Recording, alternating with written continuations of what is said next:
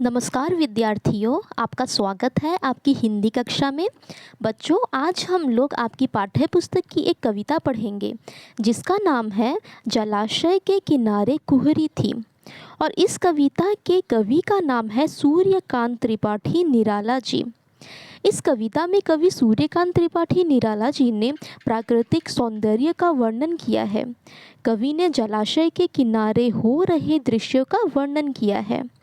पहले बच्चों, मैं इस कविता की आवृत्ति करती हूँ, फिर इनके अर्थ जान लेंगे। चलिए बच्चों, आगे बढ़ते हैं। जलाशय के किनारे कुहरी थी। जलाशय के किनारे कुहरी थी, हरे नीले पत्तों का घेरा था। पानी पर आम की डाल आई हुई, गहरे अंधकार का डेरा था।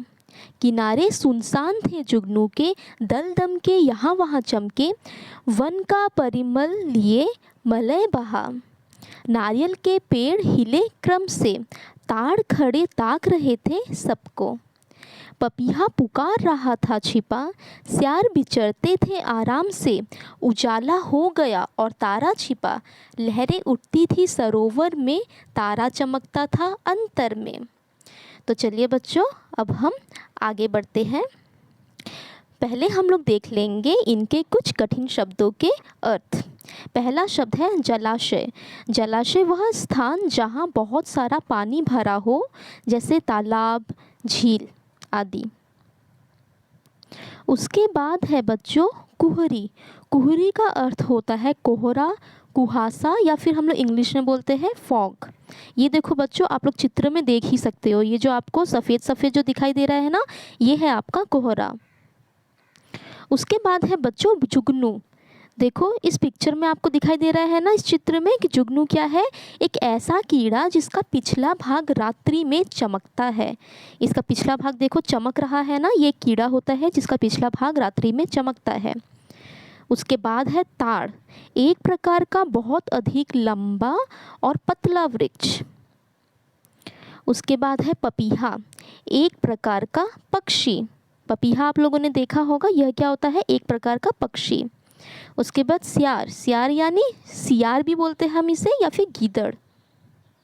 उसके बाद है सरोवर। सरोवर अर्थात झील या फिर जलाशय, ठीक है, जहाँ पे पानी पाया जाता है, झील। यह कुछ अन्य शब्द है। दल, दल यानी झुंड या फिर समूह। दमके, दमके अर्थात चमकना या फिर जगमगाना। परिमल, परिमल अर्थात खुशबू या फिर हम कह सकते हैं सुगंध। उसके बाद है वायु। वायु मलय, मलय अर्थात वायु या फिर हवा। उसके बाद है क्रम, क्रम मतलब एक के बाद एक। ताक, ताक अर्थात रह रहकर देखना और झांकने की क्रिया। उसके बाद है विचरते, विचरते, विचरते अर्थात घूमना या फिर टहलना। अब बच्चों, हम इस कविता का अर्थ जान लेते हैं। जलाशय के किनारे कुहरी थी, हरे नीले पत्तों का घेरा था। पानी पर आम की डाल आई हुई, गहरे अंधकार का डेरा था।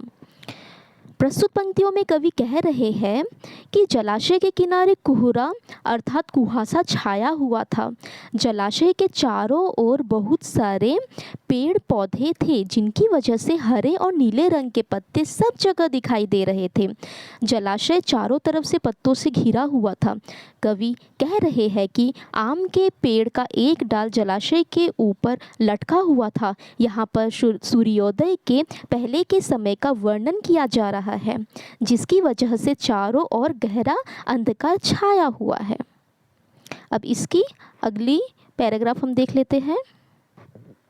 किनारे सुनसान थे जुगनू के, दल दम के यहाँ वहाँ चमके। वन का परिमल लिए मलय बहा, नारियल के पेड़ हिले क्रम से। ताड़ खड़े ताक रहे थे सबको।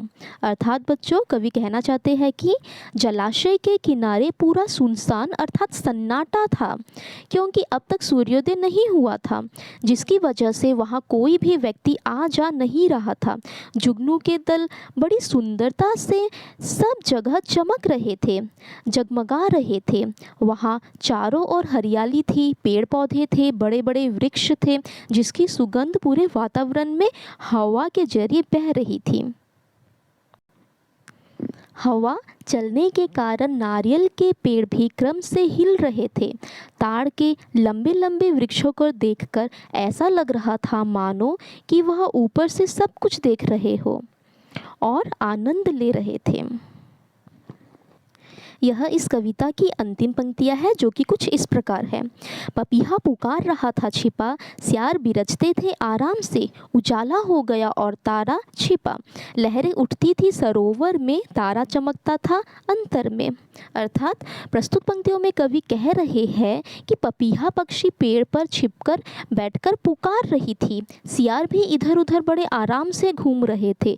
थोड़ी ही देर बाद उजाला हो गया, मतलब सूर्योदय हो गया और सब तारे छिप गए। लहरें उस सरोवर यानी जलाशय में उठने लगी। बच्चों, कवि ने यहाँ जो कुछ भी वर्णन किया वह अंधकार यानी सूर्योदय से पहले का था। सूर्योदय होते ही सब कुछ बदल गया और जो कुछ भी उन्होंने वर्णन किया वह उनके हृदय में बस गया। यही था बच्चों इस कविता का भावार्थ। मैं आशा करती हूँ कि आपको ये कविता बहुत अच्छी लगी होगी और ज़रूर समझ में आई होगी। इस वीडियो में इतना ही बच्चों, धन्यवाद।